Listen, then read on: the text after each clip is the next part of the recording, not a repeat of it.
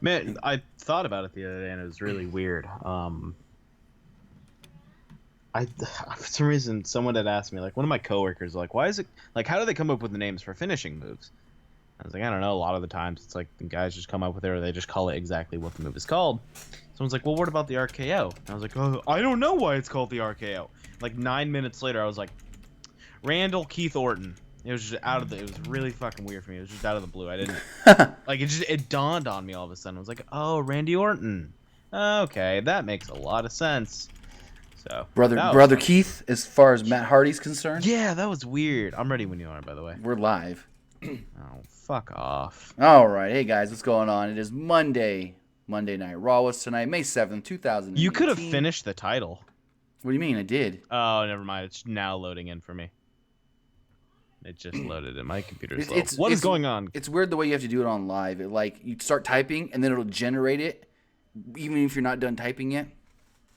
It'll start What is saving, going on? So, to the Raw recap, analysis, breakdown, other synonyms that we can fit in there for May 7th, 2018. We got the PlayStation Guru, Avion Epps, Tyler Wester, Matthew Kurzinski, and WWE MC Mixer, Jeff Guevara, Nicole Paula, Savage Tyler, Nicholas Bronson, who just apparently just uses our website to write his fucking fan fiction. I don't know if you saw my tweet about this. I did. This sick fucking freak, Nicholas Bronson. He writes, huge pop for when Zayn and Balor were double teaming Roman. So I just I said, dear PW Bronson, please stop using the website to write your weird fan fiction. Save it for Tumblr, Nick. Jesus. Oh god, we got Sean Cook in here, Jonathan Edwards, the Beast Master. Promo Blog says, Tim, can you start doing more Q&A? No. Well, that's what I try to do the gaming stuff for. Like, when I do gaming stuff and I'm like, hey, ask me anything you want. I just haven't had time to do the gaming stuff recently. Like, the last couple of weeks. Like, I try to do a couple a month. Mm-hmm. So maybe Thursday. Maybe Thursday morning or something. Yeah, I'll do another gaming thing, and it'll be a Q&A at the same time. Nicholas, you say that. Who's the one here that has a t-shirt with their name and face on it? Anyway. You got a couple of them if you look the bootlegs. Yeah, we're so big, people bootleg us. Yeah, we have a fake pro wrestling tee store. We got him taken down, finally. I still don't know how that happens. It's fucking hilarious. Anyways, Raw.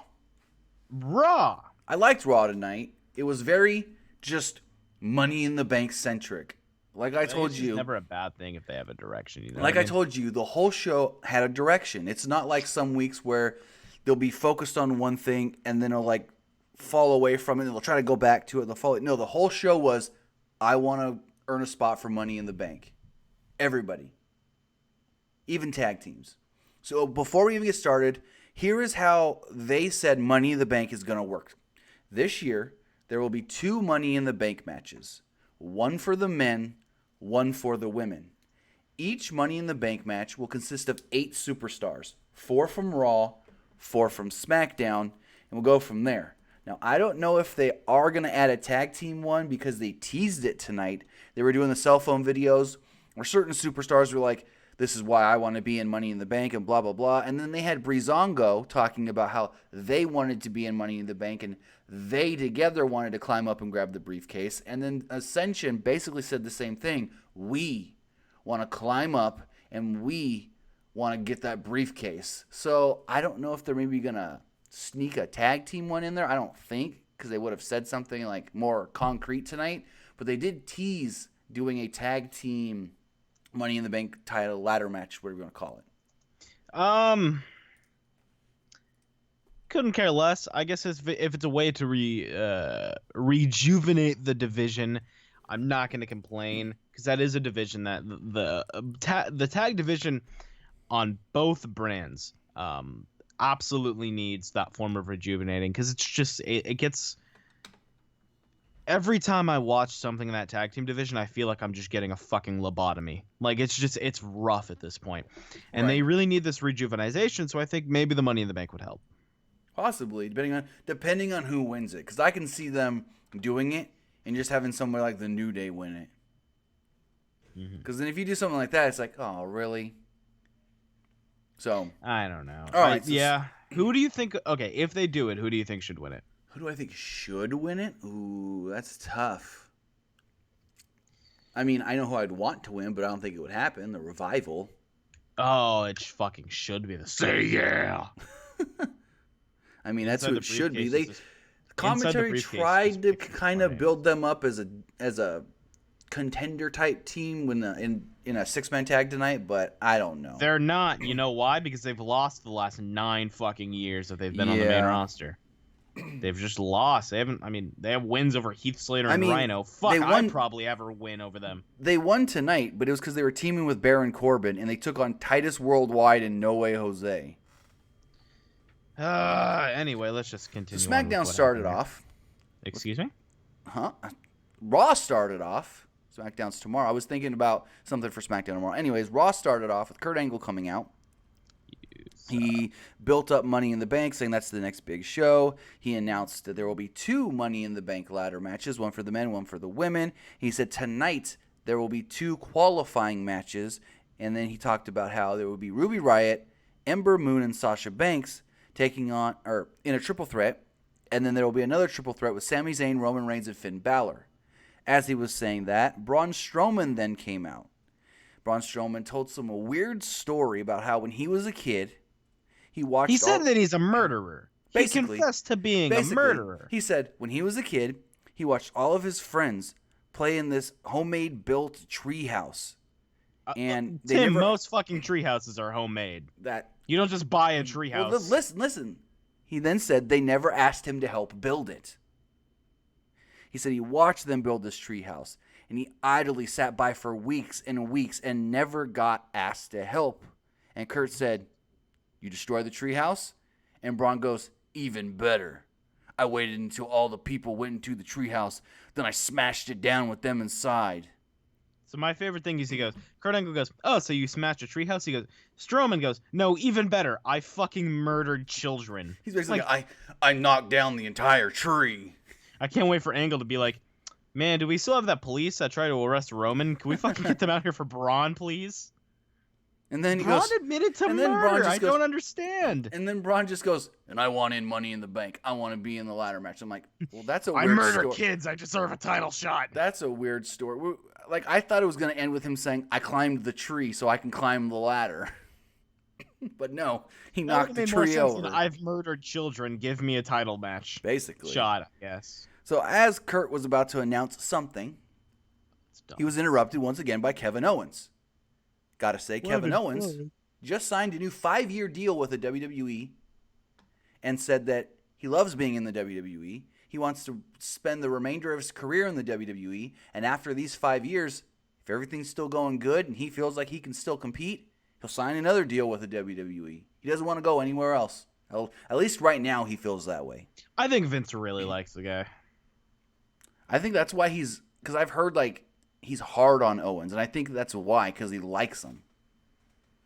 Never mind. I was gonna say. So something Kevin Owens comes out, bad. and he says that he deserves to be in the Money in the Bank ladder match. He's the Raw MVP. He claims absolutely is. he claims that arenas across the world chant his name and respect his rules. Owens said that Strowman pinned the wrong man last night, so he doesn't respect the rules. He said, "When you pinned me, I wasn't the legal man. So you're a bad monster, Strowman." You're a murderer. He's Strowman. like, "You need to be put in a timeout." You murdered children. Angle then said, "No one's going to be granted a spot in Money in the Bank. This is Raw. We fight when we have differences or need opportunities. So I'm going to make a qualifying match. It will be Kevin Owens versus Braun Strowman right now. Winner gets in Money in the Bank." I like the match. It was all right. It was like a 14 minute match. At one point, Owens knocked down the referee while selling a back elbow in the opening seconds. There was one time where Kevin Owens, he was just like, "I've had enough." So he's kind of got out of the ring. He was kind of like, catch his breath outside the ring. And Strowman goes, "I know what I'm going to do. I'm going to run really fast into you." And he does this thing where he runs he didn't take the short, he didn't just go towards Kevin Owens. No, he literally ran the opposite direction and then all the way around so he can build up his head of steam. And when he hit Kevin Owens with the shoulder tackle, Owens went up, froze in midair for a second, and then like corkscrewed down and landed on his face. Yeah, I'm starting to get really Hang annoyed time. at this fucking spot. And then you know what he did? I don't. Ran around the ring and did it one more time. It's stupid. But it's his thing, because when he was a heel, it was always, I'm going to run down the babyface at ringside. They're going to move at the last second, and I'm going to run into the post. Now his thing is, I'm just going to run over the heel at ringside. They know that Strowman, for a big guy, can run pretty quickly, so they like to see him run. I don't know. So many super kicks by Kevin Owens in this match. Braun Strowman took way more offense from Owens than I expected. At one point, Owens got the super kick and attempted to pop up powerbomb, but Strowman just landed right on his feet and goes, not this time. Clothesline Kevin Owens. Strowman then pinned Owens with a running power slam. Boom. Braun Strowman was the first person to qualify for Money in the Bank. There you go. So then we get a backstage segment, and Michael Cole goes, our broadcast colleague Mike Rome is standing backstage with one of the three men that will attempt to qualify for Money in the Bank tonight. And so the camera fades out, and it fades back into a shot of Roman Reigns. And Roman is just standing there. He's kind of got his arm on his locker, and he's looking down. Got his full chain on. Yep. And he's just looking down. And I assume he's on his phone, which he was, but it's just for like 30, 40, 45 seconds, the camera's just sitting there on Roman. And then finally you hear Mike Rome, Roman, can I have a word? What if Mike Rome was standing there the whole time, but he was too nervous to talk to Roman? He's like, and then Roman's just like, Roman, can I have a word? Right? And then Roman was just like, his new thing is, because I was screwed at Greatest Royal Rumble, I, Roman Reigns, am the uncrowned real Universal Champion. Yeah, so basically his new thing is he's a fucking pussy. He said, but WWE management doesn't agree with that, so I don't have my title. Reigns said that he can't control what happens with the backstage politics. He says that he will prove his doubters wrong night after night after night, and wouldn't want to be Zayn or Balor tonight because he's ready to just roll through somebody. He said he will control his yard tonight, and he will control his own destiny. Is that a Gorillas of Destiny reference? Is he leaving? See, you never know. I don't know. So then we had some cell phone promos. Michael Cole was like, here, listen to some superstars talk about why they want to be included in Money in the Bank. We had one with Bayley where she said that she's a hugger, and what she wants to do is climb up the ladder, grab the briefcase, and just wrap her arms around it oh so tight. Fandango then came on screen, and they were like, we've got a case. Or no, Fandango goes, we've got a case. And Breeze goes, it's a briefcase. And he's like, oh, thanks for correcting me. And he's like, we want to win Money in the Bank. We want to climb up, and we want to grab that briefcase. I mean, it was So then go backstage, and Kurt's standing there, and he's got this weird look on his face. And the camera's zoomed in pretty close on Kurt, so you can't see anything else. And then it finally zooms out, and Goldust is standing there. And he starts making some movie references, and he goes, you know, I really want to qualify for Money in the Bank. And before Kurt can say anything to him, Jinder and Sunil Singh walk up. And Jinder, greatest thing anybody could have said. Why is Roman Reigns getting another opportunity tonight? Why is Roman Reigns in the triple threat match to earn a shot to be in the Money in the Bank ladder match? Roman Reigns has gotten so many opportunities, and he's lost every time. He doesn't deserve it. And Kurt goes, well, you need to show me that you deserve a shot to be in Money in the Bank. So tonight, Jinder, you will be facing Chad Gable. If you can win and look good, I'll consider giving you a qualifying match. And, Jinder wasn't too happy with that, but he stormed off. And then Goldust said, fasten your seatbelt. It's going to be a bumpy ride. nice. So, Baron Corbin and the Revival took on Titus Worldwide and No Way Jose. Scott Dawson put Titus O'Neil in an abdominal stretch. O'Neil made a comeback. Abdominal stretch. I fucking love the Revival. Jesus, dude. O'Neil made a comeback with an enziguri to make the hot tag to No Way Jose, who hit a rolling fireman's carry on Dawson before Dash Wilder made the save. Apollo Crews hit Wilder with a clothesline, but Corbin low-bridged Crews to the floor. Corbin made the blind tag off of Dawson.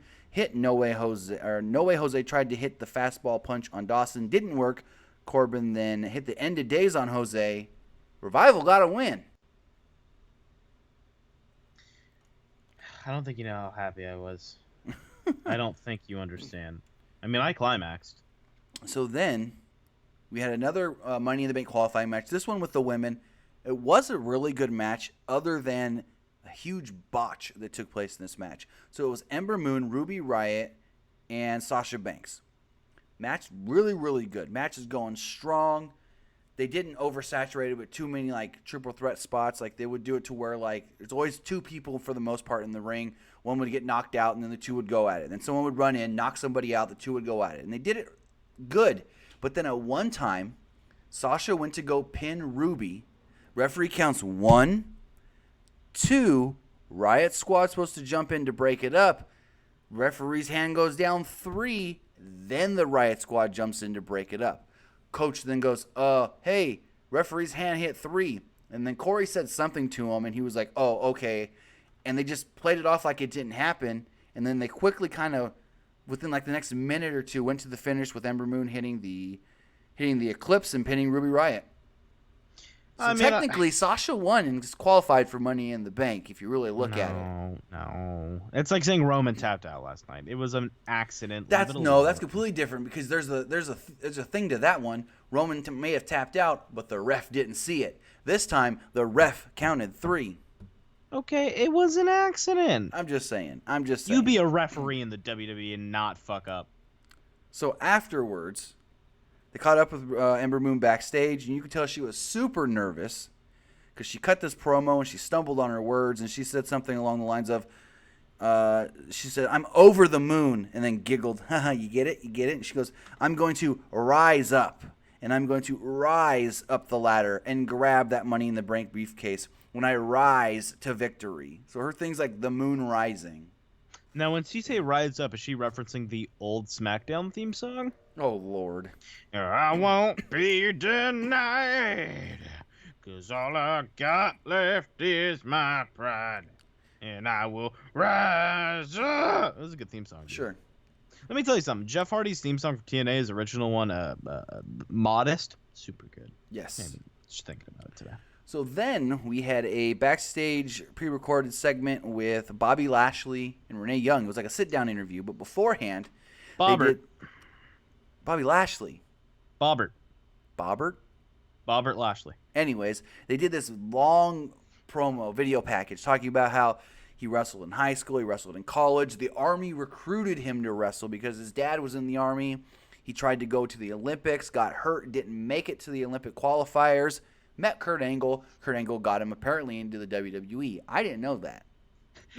Batman Hulk, I'm fucking sorry. So... Batman Hulk, I'm so sorry. I forgot I even said it. What? He goes, I just got to the stream. The first thing I hear is I climax. What the fuck Lord. are you guys talking about? I was talking about the Revival getting a win. That's what I was referring to. So it was really interesting how they did this. So they started talking about Bobby Lashley when he was in the WWE the first time. How he had his first feud with Fit Finlay. He won the ECW championship. He won the United States championship. And then they go, and he hit the pinnacle when he main evented WrestleMania. And they cut away really quickly before they could say anything about Donald Trump.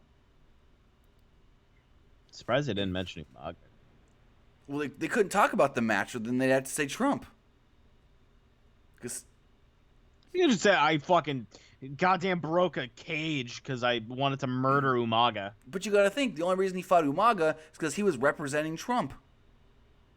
Again, you don't have to say I murdered Umaga for Trump. You could say I broke through a cage on Umaga. I guess. I don't know. They showed him. They showed him when he won the Extreme Elimination Chamber. That was an awful pay-per-view. Yeah, it was. Anyways, so they did this it's back. Either me. Hold on. It's either me, Nicholas, or Tim that can do those commands. God, it's so annoying. Anyways, so Dude, they fucking ban you. I swear to God.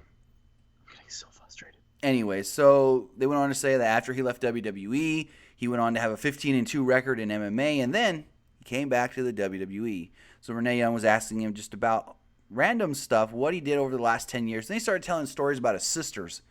And he's like, some kids have their blankie. My sister had her towelly, and she took it everywhere with her, and they got super dirty. And one day she went to school, and towelly was taken by a bully. And that's when he stepped in to get the towel back. And then he said that he played a trick on his sister, and he tried to take something from her. He's like, you see the scar under my eye? I know. Never mess with my sister again. And then it's cute. And then so Renee tries to wrap up the interview. And he's like, wait, can I say one more thing? I just want to say I love you. And he said his sister's names. He's got 3 sisters. And he's like, all right, we're good. And then Renee was like, well, thank you, Bobby, for joining me here today, learning a little more about you. And he's like, and then he goes, I love my family and my new extended family, the WWE Universe. It was cute, and I dig it. It was all right. It did its job. Sean Cook asked me for my favorite horror movie, Stuart Little. Oh, Lord. Good movie. All right, so we then had a backstage segment with Sami Zayn and Kevin Owens. Sami Zayn said that there's a conspiracy theory against them in the WWE. He said that it's going to be horrible if neither of them qualify tonight for Money in the Bank. Owens already failed, so he needs to get the job done. He asked Kevin Owens if he would give him some backup tonight, and Owens just seemed overly annoyed with Sami Zayn. Like, everything Sami said, Owens looked at him just like the look he was giving him was, bro, just shut the hell up. I mean, wouldn't you be a little annoyed with Sami Zayn if he did to you what he did to Kevin? No bit. So Zayn said that last night, what happened last night happened last night. I apologize, but now they need to focus on winning Money in the Bank and becoming a Universal Champion. And he's like, so you got my back, right? And Owens was like reluctant. He was just like, yes. He was like, don't you mean yep? And Owens goes, I mean, yeah. I was like, oh, snap. Oof. So then we had Jinder Mahal versus Chad Gable. Gable took a hard face-first bump to the floor after Mahal delivered a shoulder block to the midsection. Jonathan Coachman said that was something worthy of, Jonathan Coachman said that would be considered a penalty next season in the NFL. Corey Graves laughed at Coachman for the line. Ha ha, it was a reference to sports because Jonathan Coachman did ESPN. Ha ha ha. He's fucking awful and I hate him. Bring back. I would rather listen to Percy Watson talk about the fucking Street Profits than I would want to hear Jonathan Coachman fucking talk on commentary. Backlash was unbearable. Every goddamn episode of Raw is unbearable. I hate him to death. He's not good. Well, guess what? You get Booker next week in London. I've been holding that in. You get Booker next week. God. So I love you, Booker T. I know that you are a big fan of this show. Sure. Gable had a comeback with an armbar while upside down in the ropes. Gable got several near falls with various schoolboy cradles before Mahal hit the Colossus and pinned him in under 5 minutes. I want to know what's going to happen with Gable. What's the intentions with him? Is he just going to be I don't know. Because one week he got guy? That's what I said when I was like, he got that fluke win on Jinder, and you were like, well, they may be doing something with him. And I was like, I don't think so. I'd imagine that you do someone with how fucking good he is at wrestling. So after Father Sake, you're right. He is improving a little bit. Yeah. So after the match, Sunil Singh pointed his finger in Gable's face. Gable pushed him down. Mahal beat on Gable some more, suplexing him across the top rope and kicking him out of the ring. Alexa Bliss then did a cell phone promo saying that she wants to win Money in the Bank. So I assume if she is injured at all, it's not that bad. I mean, she did do the carpool karaoke stuff this morning. I saw the stuff on her Instagram, on Braun Strowman's Instagram. She looked okay. So hopefully she's fine. They did another cell phone promo with the Ascension saying that they're going to win Money in the Bank. They're going to become the Raw Tag Team Champions. And they're going to turn Raw into their very own wasteland. Now, my question is going back to... I forgot. Oh, Bliss. Are we going to keep getting a moment of Bliss or something? No, I think that was only for the Nia stuff. Because, Nia was calling her a bully. So she was trying to say how Nia was really the bully and different ways that Nia was a bully around her. If she was a lot more comfortable on the microphone, Alexa? I mean Yeah, if she was Alexa's one of the better females they got on the mic. Yeah, but she's still kind of like she still oofs up here and there, which Everybody is fine. does though. Everyone does. Roman does. I mean, if they trust her enough, you know what they should do? What? I mean, the Jericho had fucking a highlight. That's where reel. I thought you were going. Like, give a moment of bliss to whoever she's feuding with and bust that out once every month. Or they can literally give her own little talk show thing called the Moment of Bliss. Give that like once a month to kind of enhance the story or start the story or something. I think that would be great. Sure. I mean, I wouldn't mind it. It gives more time for the women. It gives them a dedicated spot, not just a selfie promo. It gives them kind of a set in stone thing. And I like the idea. I think it'd be cool. They're not going to do it, but I think it'd be cool. So we then see Zack Ryder walk into Kurt Angle's office trying to say that he wants a shot at Money in the Bank. We're in his hometown, Long Island. He's like, this is where the Long Island, or no, it was the Z True Long Island story started, or whatever it's called. I think it's Z, the true Long Island. I fucking hate myself. Something like that. And he was like, I want a shot to get into Money in the Bank. And then Mahal storms in and goes, all right, I beat Gable. You gonna put me in that triple threat tonight? Make it. He's like, screw it. You don't even gotta take Roman out, even though he doesn't deserve it. Make it a fatal 4-way and put me in that match. Okay, so I want to say this. Jinder's argument for hating Roman is that Roman has literally been handed title shot after title shot after big match after title shot after title shot after title shot. It's like Jinder's got such a babyface reason to be mad. He's got such a legitimate reason to be mad. It's like, hey, when the fuck am I gonna get some goddamn credit? I mean, you brought me over. You took me from SmackDown where I was fucking United States champion. I lost. What am I doing here? Why am I not in a match where I can be a big name, but you're gonna put this guy in here? He has such a solid reason. Right, because this thing was Roman just gets handed a qualifying match, but Kurt told Jinder, you have to impress me before you can get a qualifying match.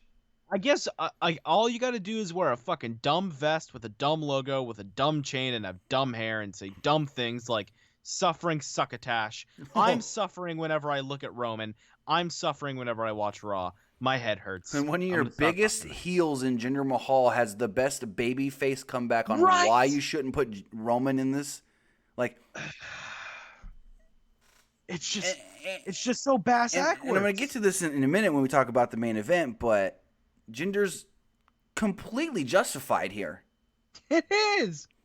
It's all bass-ackwards. It makes no sense. So he asked Kurt, he's like, hey, don't even take anybody out. Just make it a 4-way. I don't care. I'll beat them all. And Angle goes, he was doing double duty. Yeah. Like, come on. He was all for it. And Angle just goes, woo, woo, woo, no. And so Jinder storms out. And then we get a tag team match, quick squash match. Drew McIntyre and Dolph Ziggler versus Rhino and Heath Slater. When Drew McIntyre tagged in and faced Heath Slater, the crowd chanted 3MB. The announcers never made any mention of it. McIntyre held Slater upside down in the corner while Dolph Ziggler hit him with a super kick. McIntyre pinned Slater after the zigzag Claymore combination. It was like 2.5, 3 minutes long, if that. There was also a dark match with the Authors of Pain versus some enhancement talent.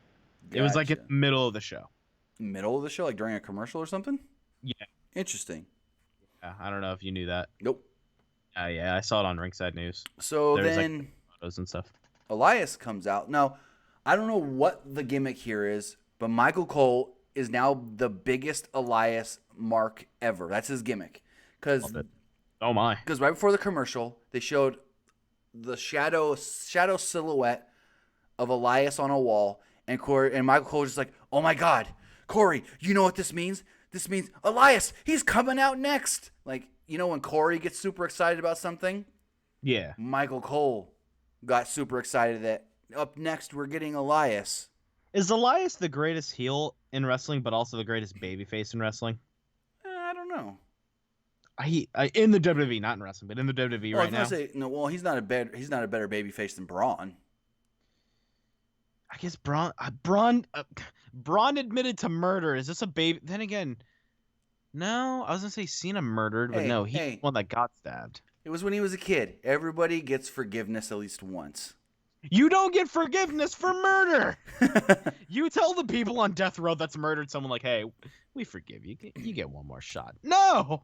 Hey, He didn't get He caught. murdered children. He didn't get caught. Anyways. So Elias comes out to do his thing. He said that he is on another planet than anybody else. Last night he was interrupted by pancakes and Bobby Roode.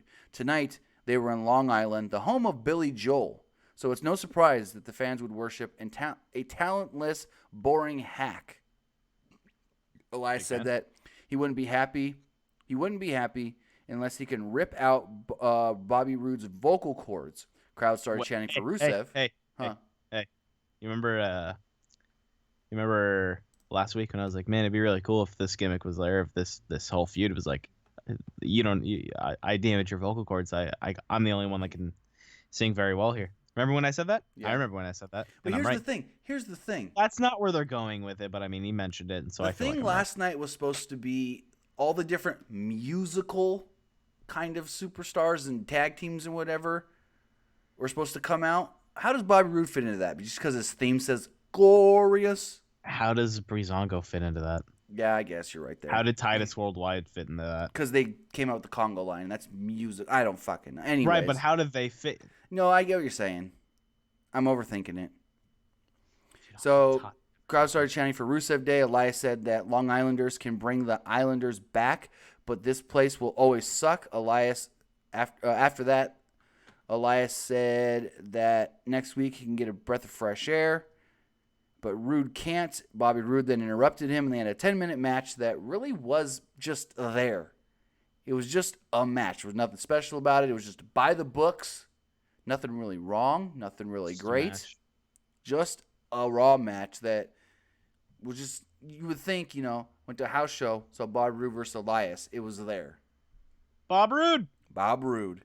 At one point, Elias nailed a powerbomb for a 2 count. Elias teased to the same finish as last week with ramming Roode's throat or collarbone, as they said last night, into the turnbuckle, but Roode blocked it this time. They screwed up a spot where Roode was supposed to lift Elias across his shoulders, but Elias collapsed. Roode got the pin abruptly with a glorious DDT. Yeah, well, Randy burned down Bray's house with someone in it. Well, no one was really in it. It was the spirit of Sister Abigail was in it. Yeah, that totally makes down burning a house fine. WWE are just full of criminals. Jesus Christ. None of these guys can play in the XFL because they've committed a crime. Hey, Stone Cold Steve Austin stole a beer truck, drove it down to the ring, and wasted all that beer. Pillman had a gun. True. Pillman had a gun. Chris Benoit murdered his family. Anyway. Triple H showed up at Randy Orton's house and busted down the door with a sledgehammer. That's called breaking and entering. Who did Edge do that to? Edge? Oh, Edge broke into John Cena's house and beat and then Cena came to the hotel. Cena's dad. Do you remember when Chris Benoit gave the crippler crossface to that 5-year-old? No. His son? Oh Lord. You fucker. It's not funny.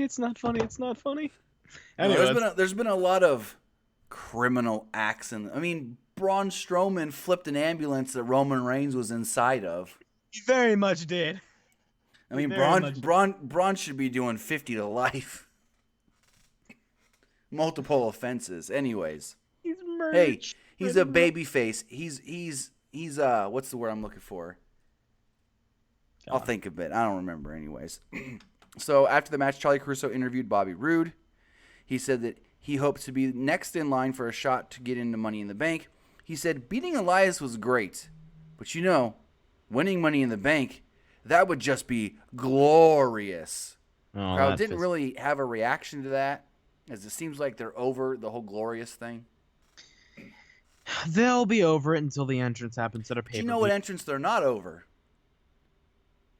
Is Seth Rollins. When Ed says burn it down, that whole place just erupted yelling burn it down. Got something to say. Say it.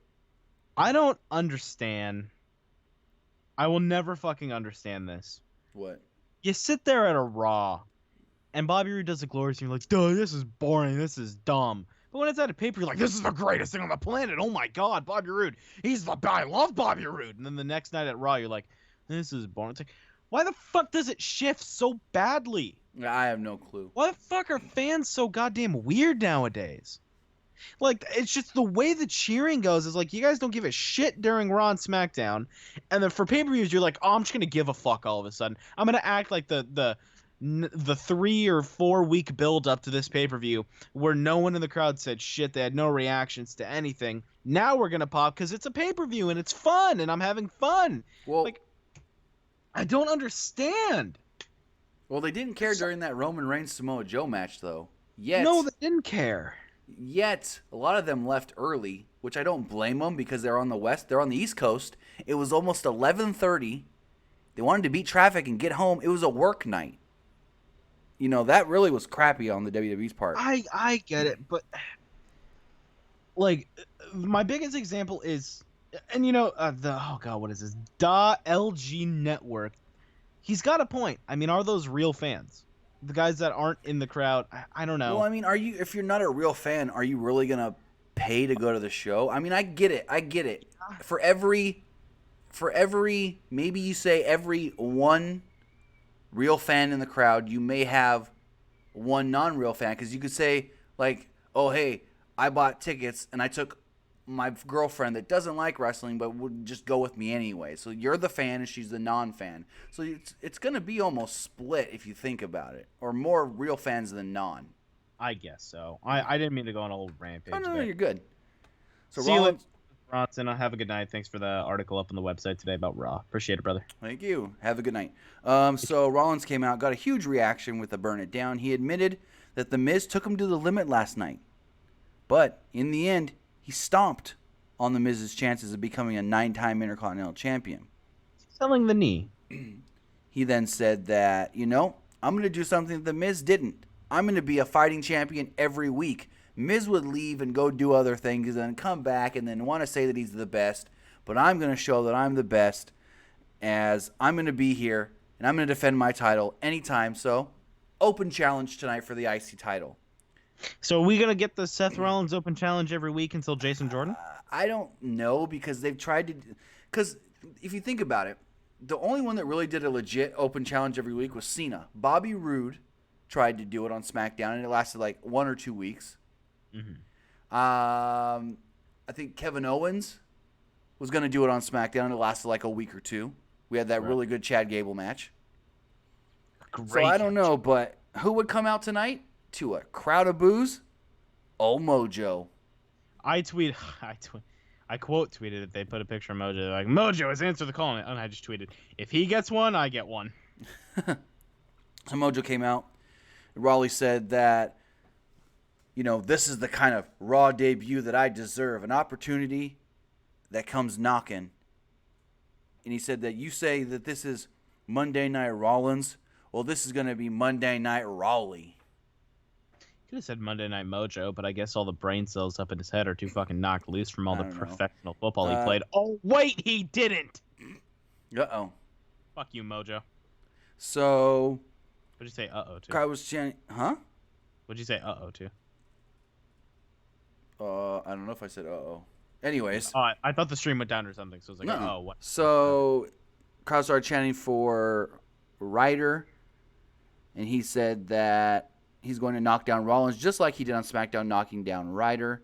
And so Rollins goes, fine, you can have a title match. I said open challenge, so it was Mojo Rawley taking on the damn Seth Rollins. I don't know why I froze there for a second. So, about a 10-minute match. It was an okay match. Rawley hit a running shoulder block on the floor early. Rollins made his comeback with a downward spiral into the corner and an enziguri, followed by a clothesline to the floor. At one point, Rollins tried to go for a springboard knee, but Rawley ducked it and nailed a big spinebuster for a 2 count. Rawley teased the hyperdrive, but Rollins got out and landed 2 super kicks for near falls. Rollins went for the stomp, but Rawley got out of the way and hit his hyperdrive, but he only got a near fall. Rollins kicked out of that finisher. Rawley tried to do the pounce, like old Monty Brown's old pounce. Didn't work.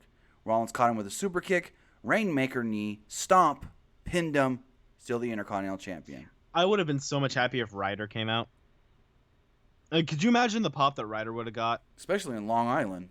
Yeah, it would have been great. But do you really want to see a Mojo Rawley Zack Ryder feud on Raw? No, I want to see. I wanted to see him answer the open challenge. Oh, you mean instead of Mojo? Yeah, instead of Mojo, you have Oh, Zach I thought you come meant out. like I feel like after that would the have been match. awesome. Yeah, I would have. So afterwards, Curtis Axel and Bo Dallas did a promo saying that their new tag team name can be the Leading Men because they're no longer the supporting act of The Miz, and they're going to take the tag team division by storm. I feel like everybody says they're going to take the tag team division by storm, and then you don't see them for a while, and then they come back and they just job out. Yep. So then the Deleter of Worlds, Matt Hardy and Bray Wyatt, Thank God they fixed their finishing move, dude.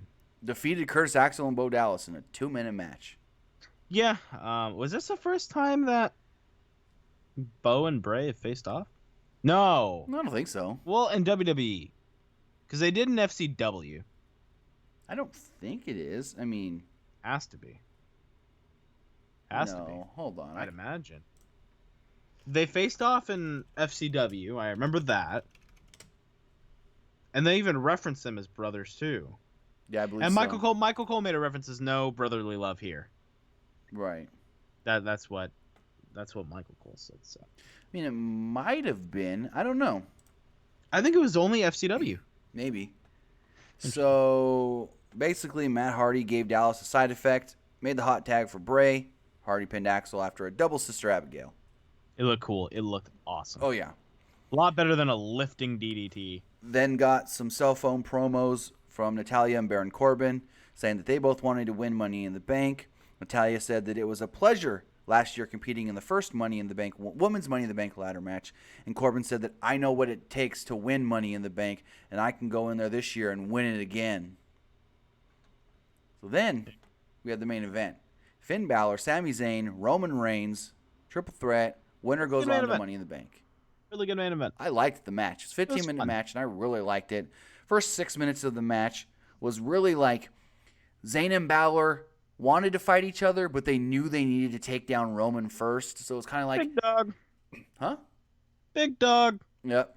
So, they teamed up, took down Roman. Zayn and Balor brawled at ringside at one point, and they ended up getting into the crowd over there near like the technical area where they got all the camera stuff and all the computers and all the monitors and all that. And Zayn the worst place to fight. Yeah, very weird. And Zayn took a haluva kick. Zayn caught a haluva kick. It was kind of like a haluva. I don't know. Balor jumped off the dasher. You were reading these notes like, fuck. Oh, I got a stroke. Balor jumped off the dasher boards and hit a coup de grace onto Reigns on the outside. Zayn immediately jumped on Balor and took him back into the ring. And Reigns was left on the floor. Zayn hit the Blue Thunder Bomb for only a 2 count. Balor and Zayn started trading elbows and forearms and punches in the ring. And then Balor connected with an overhead kick. Balor hit the final cut on Zayn, but Zayn pulled Balor's trunks and threw him out of the ring. Zayn ran around ringside, but Balor caught him with a sling blade. A little later in the match, Roman Reigns finally kind of got his wits about him. And he basically, because when they took him down, he was on the other side and still in the crowd. And then all of a sudden, he just leaps over the barricade. Mm-hmm. Like, what the hell is this? And speared Sami Zayn, followed by the drive-by onto Sami Zayn. And then Zayn got into the ring. Finn Balor got into the ring. Well, Finn Balor drop-kicked Roman into the steps. Roman was out, so Finn tried to get into the ring. Hit a coup de grace. Balor went for the coup de grace, but Reigns got up and hit him with a Superman kick before he can go for the pin. Reigns went for the spear, but this is when Reigns got screwed. So Reigns was in the corner. He did his whole ooh ah, and as he's standing there getting ready to run to hit that spear, who shows up? Jinder Mahal pulled Roman out of the ring, screwed him. Sami Zayn laying there on the mat. Balor's just like, my time to shine. Gets on the top rope. Coup de grace. Pins Sami Zayn. Finn Balor in Money in the Bank. And now we're going to get a Roman Reigns, Jinder Mahal feud. I think it's cool. I was fine with it. It was a decent episode of Raw. Nothing too flashy, nothing too special. Very story-driven. And you can appreciate something when it has clear story to it. So I have no complaints from my end. But With that, ladies and gentlemen, that was our Raw recap, analysis, breakdown, review, all the other synonyms that we can fit in there. For May 7th, 2018, here on Pro Wrestling Unlimited, I've been Nick. You can follow me on Twitter at PWU_Armstrong. You can also follow us on Twitter at PWUnlimited and right here on the YouTubes. Tim, what is your social media? So you guys can follow me on social media on Twitch and Twitter at TimmyBuddy. For some reason, you don't want to make it PW_, but all right, fuck Nope. me. Because I like to stay consistent on everything. Also, Be sure. Also, if you guys want even more pro wrestling, MMA, boxing news, go check out our friends over there at Fightful.com. Link is in the chat. Be sure to head over to ProWrestlingTees.com/PWUnlimited. Pick up a shirt. It would mean the world to us if you guys rocked our clothing. It'd be cool. It'd be neat knowing that somewhere in the world someone's wearing a shirt that has our logo on it. And if you want even more options than just what's on our PW Pro Wrestling Tees store, you can also head over to our TeePublic store. Link for both is in the chat.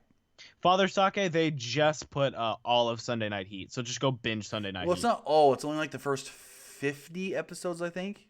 That's plenty. That's fucking plenty. Yeah. Enjoy, friendos. Oh, I'm sorry, Stephen Larson. What? Please don't hit me. Gimmick infringement. I know. They're going to get mad at me now. I don't want to get sued. No.